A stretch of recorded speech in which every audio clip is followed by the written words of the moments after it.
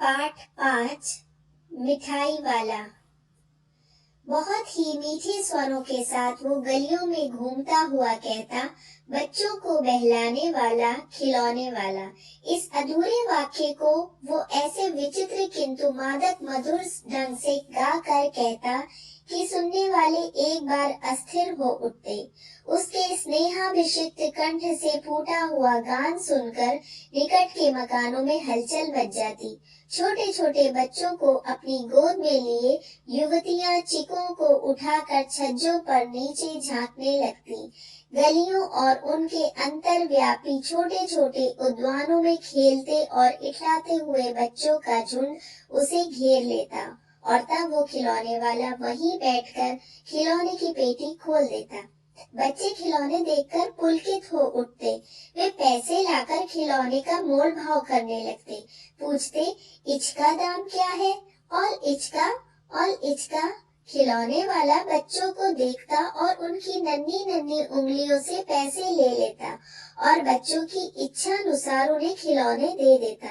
खिलौने लेकर फिर बच्चे उछलने कूदने लगते और तब फिर खिलौने वाला उसी प्रकार गा कर कहता, बच्चों को बहलाने वाला, खिलौने वाला। सागर की हिलोरे की भांति उसका ये मादक गान गली भर के मकानों में इस ओर से उस ओर तक लहराता हुआ पहुंचता और खिलौने वाला आगे बढ़ जाता। राय विजय बहादुर के बच्चे भी एक दिन खिलौने लेकर घर आए। वे दो बच्चे थे, चुन्नू और मुन्नू। चुन्नू जब खिलौने ले आया तो बोला, मेला घोला कैसा छुंदल है। मुन्नू बोला, और देखो मेला कैसा छुंदल है। दोनों अपने हाथी घोड़े लेकर घर भर में उछलने लगे। इन बच्चों की माँ रोहिणी कुछ देर तक खड़े खड़े उनका खेल निरखती रही। अंत में दोनों बच्चों को बुलाकर उसने पूछा, अरे ओ चुन्नू मुन्नू, ये खिलौने तुमने कितने में लिए हैं? मुन्नू बोला, 2 पैसे में, खिलौने वाला दे गया है। रोहिणी सोचने लगी, इतने सस्ते कैसे दे गया है? कैसे दे गया है ये तो वही जाने, लेकिन दे तो गया है, इतना तो निश्चय है। एक जरा सी बात ठहरी, रोहिणी अपने काम में लग गई। फिर कभी उसे इस पर विचार करने की आवश्यकता भी भला क्यों पड़ती। 6 महीने बाद नगर भर में 2-4 दिनों से एक मुरली वाले के आने का समाचार फैल गया। लोग कहने लगे, भाई वाह, मुरली बजाने में वो एक ही उस्ताद है। मुरली बजाकर गाना सुना कर वो मुरली बेचता भी है, सो भी 2-2 पैसे में। भला इसमें उसे क्या मिलता होगा? मेहनत भी तो न आती होगी। एक व्यक्ति ने पूछ लिया, कैसा है वो मुरली वाला? मैंने तो उसे नहीं देखा। उत्तर मिला, उम्र तो अभी उसकी अधिक ना होगी, यही 30-32 का होगा। दुबला पतला गोरा युवक है, बीकानेरी साफा बांधता है। वही तो नहीं जो पहले खिलौने बेचा करता था? क्या वो पहले खिलौने भी बेचा करता था? हाँ, जो आकार प्रकार तुमने बतलाया उसी प्रकार का वो भी था। तो वही होगा, पर भाई है वो एक उस्ताद। प्रतिदिन इसी प्रकार उस मुरली वाले की चर्चा होती। प्रतिदिन नगर के प्रत्येक गली में उसका मादक मृदुल स्वर सुनाई पड़ता, बच्चों को बहलाने वाला, मुरलिया वाला। रोहिणी ने भी मुरली वाले का ये स्वर सुना। तुरंत ही उसे खिलौने वाले का स्मरण हो आया।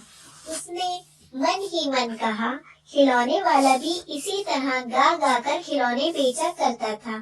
रोहिणी उठकर अपने पति विजय बाबू के पास गई। जरा उस मुरली वाले को बुलाओ तो चुन्नू मुन्नू के लिए ले लूं। क्या पता ये फिर इधर आए न आए। वे भी जान पड़ता है पार्क में खेलने निकल गए हैं। विजय बाबू एक समाचार पत्र पढ़ रहे थे, उसी तरह उसे लिए हुए वे दरवाजे पर आकर मुरली वाले से बोले, क्यों भाई, किस तरह देते हो मुरली? किसी की टोपी गली में गिर पड़ी, किसी का जूता पार्क में ही छूट गया और किसी की सोतनी ही ढीली होकर लटक आई है। इस तरह दौड़ते हांफते हुए बच्चों का झुंड आ पहुंचा। एक स्वर से सब बोल उठे, अम्मी लेंदे मुल्ली और अम्मी लेंदे मुल्ली। मुरली वाला हर्ष गदगद हो उठा, बोला, सबको देंगे भैया, लेकिन जरा रुको, ठहरो, एक एक को देने दो, अभी इतनी जल्दी हम कहीं लौट थोड़े ही जाएंगे, बेचने तो आए ही हैं और हैं भी इस समय मेरे पास एक दो नहीं, पूरी 57। हाँ बाबूजी, क्या पूछा था आपने, कितने में दी? दी तो वैसे 3-3 पैसे के हिसाब से है, पर आपको 2-2 पैसे में ही दे दूंगा। विजय बाबू भीतर बाहर दोनों रूपों से मुस्कुरा दिए। मन ही मन कहने लगे, कैसा है, देता तो सबको इसी भाव से है, पर मुझ पर उल्टा एहसान लाद रहा है। फिर बोले, तुम लोगों की झूठ बोलने की आदत होती है, देते होगे सभी को 2-2 पैसे में, पर एहसान का बोझ हम मेरे ही ऊपर लाद रहे हो। मुरली वाला एकदम अप्रतिभ हो उठा, बोला, आपको क्या पता बाबूजी कि इनकी असली लागत क्या है?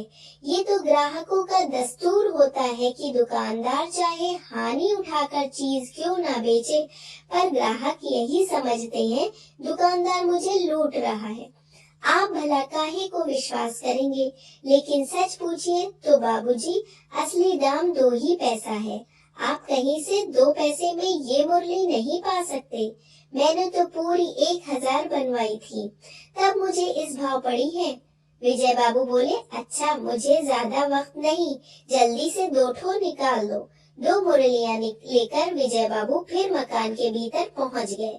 मुरली वाला देर तक उन बच्चों के झुंड में मुरलियां बेचता रहा।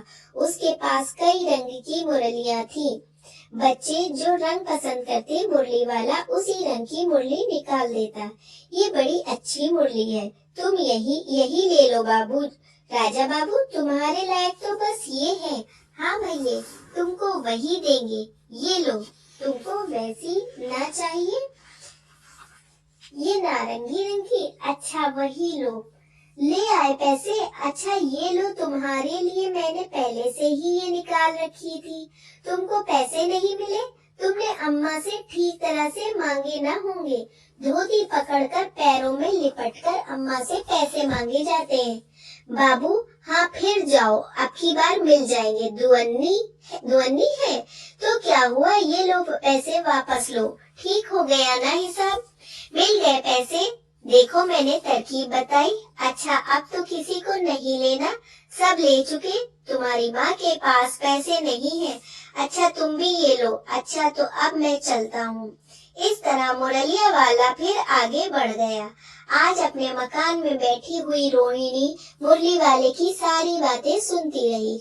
आज भी उसने अनुभव किया, बच्चों के साथ इतने प्यार से बातें करने वाला फेरी वाला पहले कभी नहीं आया। फिर वो सौदा भी कैसा सस्ता बेचता है, भला आदमी जान पड़ता है। समय की बात है, जो बेचारा इस तरह मारा मारा फिरता है। पेट जो ना कराए सो थोड़ा। इसी समय मुरली वाले का क्षीण स्वर दूसरी निकट की गली से सुनाई पड़ा। बच्चों को बहलाने वाला मुरलिया वाला। रोहिणी इसे सुनकर मन ही मन कहने लगी, और स्वर कैसा मीठा है इसका। बहुत दिनों तक रोहिणी को मुरली वाले का वो मीठा स्वर और उसकी बच्चों के प्रति वे स्नेह सिक्त बातें याद आती रही।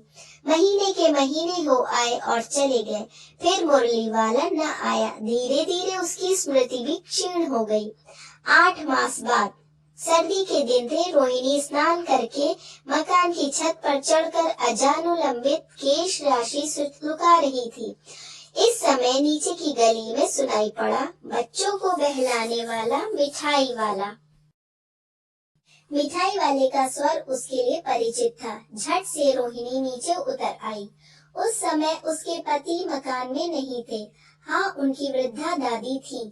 रोहिणी उनके निकट आकर बोली, दादी, चुन्नू मुन्नू के लिए मिठाई लेनी है, जरा कमरे में चलकर ठहराओ, मैं उधर कैसे जाऊं, कोई आता ना हो, जरा हटकर मैं भी चिक की ओट में बैठी रहूंगी। दादी उठकर कमरे में आकर बोली, ए मिठाई वाले, इधर आना। मिठाई वाला निकट आ गया।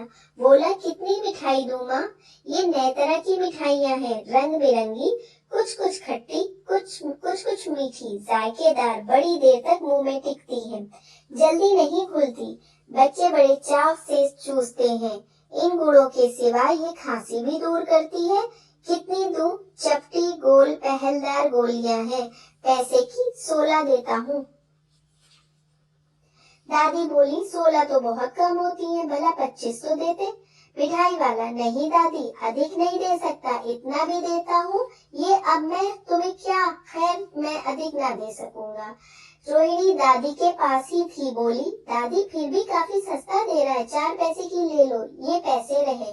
मिठाई वाला मिठाइयाँ गिनने लगा। तो 4 की दे दो। अच्छा 25 नहीं सही 20 ही दे दो। अरे हाँ, मैं बूढ़ी हुई, मोल भाव अब मुझे ज्यादा करना आता भी नहीं। कहते हुए दादी के पोपले मुंह से जरा सी मुस्कुराहट फूट निकली। रोहिणी ने दादी से कहा, दादी इससे पूछो तुम इस शहर में और कभी भी आए थे या पहली बार आए हो? यहाँ के निवासी तो तुम हो नहीं। दादी ने इस कथन को दोहराने की चेष्टा की ही थी कि मिठाई वाले ने उत्तर दिया, पहली बार नहीं और भी कई बार आ चुका हूँ। रोहिणी चिक की आड़ ही से बोली, पहले यही मिठाई बेचते हुए आए थे या कोई और चीज लेकर? मिठाई वाला हर्ष, संशय और विस्मय आदि भावों से में डूब कर बोला, इससे पहले मुरली लेकर आया था और उससे भी पहले खिलौने लेकर। रोहिणी का अनुमान ठीक निकला। अब तो वो उससे और भी कुछ बातें पूछने के लिए अस्थिर हो उठी। वो बोली, इन व्यवसायों में भला तुम्हें क्या मिलता होगा? वो बोला, मिलता भला क्या है, यही खाने भर को मिल जाता है, कभी नहीं भी मिलता, पर हाँ संतोष, धीरज और कभी कभी असीम सुख जरूर मिलता है, और यही मैं चाहता भी हूँ। सो कैसे, ये भी बताओ। अब व्यर्थ उन बातों की क्यों चर्चा करूं, उन्हें आप जाने ही दें। उन बातों को सुनकर आपको दुख ही होगा। जब इतना बताया है तब और भी बता दो। मैं बहुत उत्सुक हूँ, तुम्हारा हर्जा ना होगा, मिठाई और भी ले लूंगी। अतिशय गंभीरता के साथ मिठाई वाले ने कहा, मैं भी अपने नगर का एक प्रतिष्ठित आदमी था। मकान, व्यवसाय, गाड़ी घोड़े, नौकर चाकर सभी कुछ था। स्त्री थी, छोटे छोटे 2 बच्चे भी थे। मेरा वो सोने का संसार था। बाहर संपत्ति का वैभव था, भीतर सांसारिक सुख था। स्त्री सुंदरी थी, मेरी प्राण थी। बच्चे ऐसे सुंदर थे जैसे सोने के सजीव खिलौने। उनकी अटखेलियों के मारे घर में कोलाहल मचा रहता था। समय की गति, विधाता की लीला, अब कोई नहीं है। दादी प्राण निकाले नहीं निकले, इसलिए अपने उन बच्चों की खोज में निकला हूँ। वे सब अंत में होंगे तो यहीं कहीं, आखिर कहीं न जन्मे ही होंगे।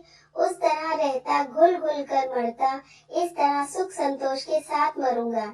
इस तरह के जीवन में कभी कभी अपने उन बच्चों की एक झलक सी मिल जाती है। ऐसा जान पड़ता है जैसे वे इन्हीं में उछल उछल कर हंस खेल रहे हैं। पैसों की कमी थोड़े ही है, आपकी दया से पैसे तो काफी हैं, जो नहीं है इस तरह उसी को पा जाता हूँ। रोहिणी ने अब मिठाई वाले की ओर देखा, उसकी आंखें आंसुओं से तर हैं। इसी समय चुन्नू मुन्नू आ गए। रोहिणी से लिपट कर उसका आंचल पकड़कर बोले, अम्मा मिठाई मुझसे लो। ये कहकर तत्काल कागज की 2 पुड़ियां मिठाइयों से भरी मिठाई वाले ने चुन्नू मुन्नू को दे दी। रोहिणी ने भीतर से पैसे फेंक दिए। मिठाई वाले ने पेटी उठाई और कहा, अब इस बार ये पैसे ना लूंगा। दादी बोली, अरे अरे ना ना, अपने पैसे लिए जा भाई। तब तक आगे फिर सुनाई पड़ा उसी प्रकार मादक मृदुल स्वर में बच्चों को बहलाने वाला मिठाई वाला। लेखक हैं भगवती प्रसाद वाजपेयी। इस पृष्ठ पर पाठ से संबंधित प्रश्नों के उत्तर दिए जा रहे हैं। इसके अतिरिक्त अगर आप कोई और प्रश्न पूछना चाहते हैं तो कमेंट सेक्शन में लिखकर पूछ सकते हैं।